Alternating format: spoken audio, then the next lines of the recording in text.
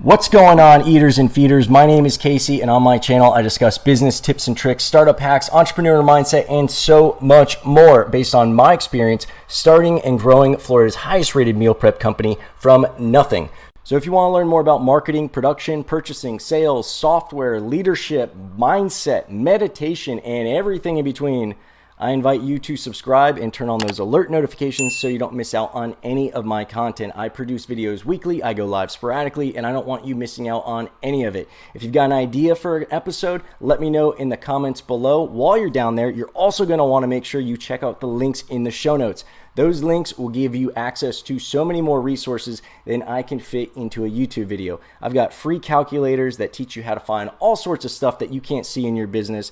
I've got free software that will completely run your business. I've got free ebooks. I've got free boot camps. I've got one-on-one consulting. I've got private groups. I've got so much stuff, and you will only find it if you check out those links in the show notes and if you venture on over to mealprepbiz101.com. That's my site where I host so many more tips, tools, resources, and great stuff that will make your life easier and make your business more successful. So check out those links and check out mealprepbiz101.com. Now let's check out today's episode. Welcome to our channel where we go behind the scenes for meal plan company Fit Food Fresh and other local businesses across South Florida. Make sure you hit the subscribe and alerts so you never miss a video, and hit us with any questions or suggestions. This is a special type of episode. They're essentially short little clips from longer episodes, interviews, or consultations that focus on a specific term, topic, or concept, densely packed with value and information that you can immediately learn from and implement in your business's operations. If it's a clip from a longer episode that you'd like to see in its entirety, I invite you to head on over to my YouTube channel where you can see the full-length episode and the context in which this topic was discussed.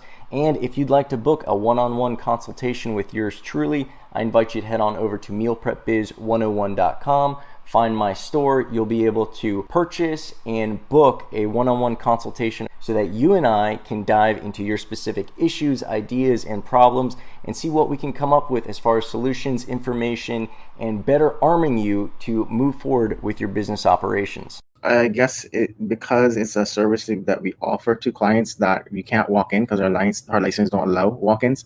So it's a delivery service that we would give to them. And due to COVID and a bunch of other stipulations, we didn't think it was something I guess everyone's used to at the time, because although we had some restaurants who did delivery and applied a delivery fee when COVID happened, and you had to get a special license in order to operate, then everyone started charging these ridiculous fees, and we didn't want to be a part of that, to be honest. But I do get your point, and I want to consider adding that. Maybe that could be an additional, I guess, upping the fees that we currently have, so that it will cover delivery fees, and then the lowest tier would be non-delivery fee. Well, there will be a delivery fee added, meaning once they buy the first package, then the delivery fee is, I guess, for example, is $10 for every delivery that we do. Yeah, we when we first started, we were in a similar situation. The kitchen that we had was a commissary that we were renting time from a caterer. So we obviously didn't have the ability to offer pickup. At the time, we were both running our own companies. So we weren't even there like during the day. This was something we were kind of like hustling together.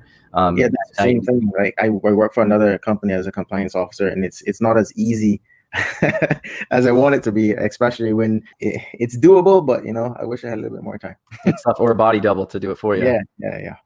So that is one thing I remember hearing from people, is they wanted the option to pick up because they didn't want the delivery. So there's a few different ways to do it, but the way I look at it is a lot of people are going to be willing to pay the delivery fee. The delivery is always going to be a hard cost. Like, it's never going to be free. Like, one day we'll be able to have drones do the delivery, but there's still going to be some kind of fee to that. And people are spoiled by Amazon Prime, and every time they can get free delivery with something. So you do have those people who are just like, well, why isn't it free? But what I always remind meal prep owners to really have this confidence in the fact that you're providing convenience. You're not selling food, you're selling convenience. You're selling them not having to drive to the grocery store and buy the food and cook it themselves, but also like bringing it to them as part of that convenience. So don't feel ashamed to charge for it. If you wanted to offer a situation where, and again, you can go with any one of these scenarios. One of them would be if you order 1 through 9 meals, you pay the delivery fee, but 10 and above, it's free, or 15 and above, it's free, something like that. So it's kind of forcing them to buy a little bit more in order to get it. And people are accustomed to that. You see all sorts of e-commerce site where it's like, spend $70 and delivery is free, or, so they'd be accustomed to that. It wouldn't be too much of a blindside for them. And then the other option that might work is if you're maybe down the road, if you're able to approach some gyms or some other companies that have, and I'll get into the double-edged sword of this too, but if you're able to find drop-off locations before you have a pickup location, maybe you could have drop-off locations where, like we're doing it with some gyms where you can pick it up from the gym for $5 or we'll deliver it to you for 15. And the 15 covers 2 deliveries a week. We do Monday and Thursday. You just do 1 delivery a week, right? Yeah, on Mondays. Like I said, if you know your numbers, if you've got good margins on it, then you could do free delivery. When we've tried to, also thinking as an exit strategy, when we've tried to acquire other meal prep companies, the only ones we've been able to successfully acquire were smaller meal prep companies that charged a delivery fee. Even if it was like one of them was charging 10, we were able to get those people to go from like $10 a week to $15 a week.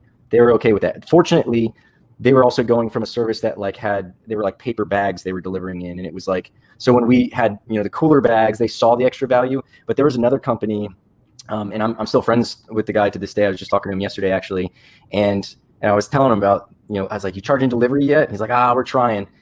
We couldn't acquire him because his meal, not only were his meals cheaper, but he was also offering free delivery. And it didn't fit our model because, like I said, that's a hard cost. That guy I'm paying for somebody's time, paying for, whether you're paying by the mile, by the hour, by the drop, there's a hard cost associated with that. That dude has hard costs associated with showing up. He's got to pay his own gas. He's got to pay for his car. He's got to pay for his insurance. Like all these things have to justify for it to be worthwhile for him. And when we were even pricing out catering companies, or not catering, courier services, we were in 3 different counties at the time in Florida. Now we're in 4. But at the time we set up with 3 different courier companies, and there's one courier company who had great prices. And we're like, how are they able to do it so cheap? This is great. Well, they were able to do it so cheap because they didn't really know their numbers. They were offering a deal to beat the other courier services. Yeah. It ended up being that the skill level and the amount of money they were able to pay for their drivers attracted lower quality drivers, and we had way more mistakes with them. And they also had hiring issues because they couldn't pay their drivers enough and to make the $7 a drop or whatever they wanted to do for us. So it ended up being more costly because there were some nights where like I had to show up with a half-hour notice, like, hey, OTC is down 3 guys. Are you able to do a route tonight? And it's because his guys quit because they're not paid enough. So they don't care about their job. So there's all these things that seems like a little differentiator. I would rather discount the food cost or something like that. I'd rather give you $15 in food credit to cover the $15 delivery fee. And with you, the delivery fee, since it's only once a week, it would be less. You could do, $8 instead of $15. That's one of the options we offer as well. And when people kind of kick back when we tell them they have a delivery fee, we'll have our guys on the phone with them and be like, hey, I got a secret hack for you. Here's what you do. Instead of getting both of the deliveries, just order more food on Monday and just keep it for the whole week. And people are like, oh yeah. And be like, that way it's only $8. They're like, oh, okay, that's a lot better. Like, yeah, don't tell anybody I told you that, but I can make that happen for you. Since you're already doing it that way, you would be charging less per week, for the delivery anyway. And it just makes everything easier. Plus, when you grow, I think we did the math, and at different levels, different things made sense. When you're small, it makes sense to have delivery done in-house. At a certain level, delivery was a big enough pain where it needed a full-time manager, but it didn't justify the expense of hiring a full-time manager. So we outsourced it to some couriers. And we basically, that was the scenario where we hired 3, we gave each a county, we figured out who was the best. And then basically we took the best courier company, and then we took another courier company's payment model. And we're like, listen, you guys are awesome. We want to hire your guys, but the way they charge makes more sense, because some will charge by the mile, some will charge by the drop, some will charge a combination of the two. And I forget what we worked out with them, but we ended up hiring a courier company. And then when we got even bigger, now it makes sense. Okay, we'll hire a logistics manager. Not only will he wrangle all the delivery drivers, he'll handle the hiring and firing, so we don't have to do that. But then we can also have him oversee packing. So it gave him a little bit more control. It was an in-house guy who we could, really, hammer if something was wrong, and we still didn't have to deal with the headache. So at different levels, different things make sense. But having that, when we transitioned from the courier service and brought it in-house, even paying that due to salary, I think we were coming ahead like 10 grand or 8 grand a month. So that's a lot. That's just like free money that was otherwise going to the courier service. So if we weren't charging for delivery that entire time, I think our courier bill was like 32 grand a month. So if we weren't charging the $15 a week to offset that, that would have been 32 grand coming out of our pocket, which would have sucked a lot more. How big is your delivery radius? How far do you the island is only 24 miles, but we don't go up on the 24, maybe like 6 miles. It's not, they normally be, I guess we refer in town. So in the area, that's not that bad. Okay. So that's also another thing that, we have, our guys go about an hour and a half north, an hour and a half south. So we obviously have a lot more expense considered in that. You have a smaller delivery radius, should be a bit more efficient. Obviously, the denser you can get the route, the cheaper it's going to be, because when the guy drives 10 miles and he's able to do 5 deliveries instead of 2, it just makes it more efficient. And if you guys, like I said, if you know your margins and you have the padding to account for that, that's great. And definitely do it. But think about at least doing if you order this many, it's free. Like you get up to this level, whatever it is, 10, 15, whatever you want that number to be, 12, whatever number. That might be something that would help offset that guaranteed expense that you're going to have. Correct.